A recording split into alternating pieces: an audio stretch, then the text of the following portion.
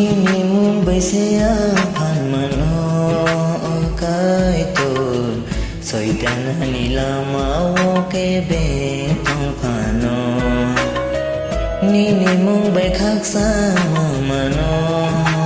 kay tol Wana po jao tong phu bo zeng ano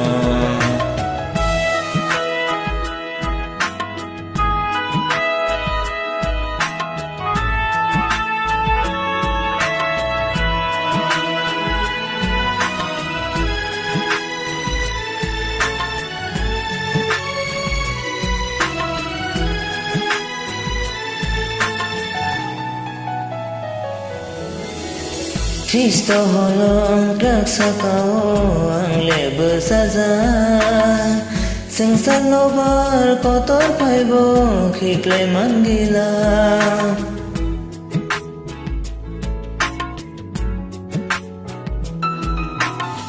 Anilang maninithani aparirza Tibo nini thangko nini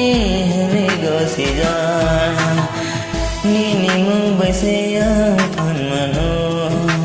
kay tol Soy tanan nila mao ke betong pano Nini mung bay khak sa mano kay tol Wana po za otong phu bo zeng zan ano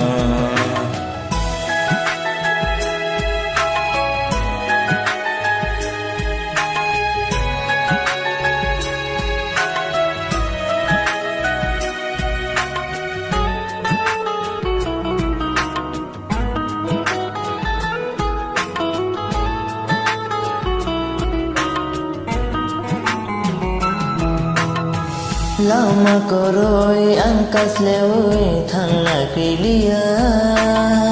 Kubui kutare lembathai angki bilia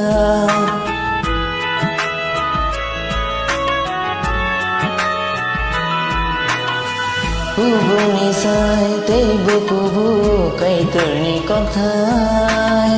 Nang ya go ta sin tina sublai bai tong khai Nini mung bay siya panmano kay tol Soy tanan nila mao ke betong pano Nini mung bay khak sa mano kay tol Wana po jao tong phu bo zeng zang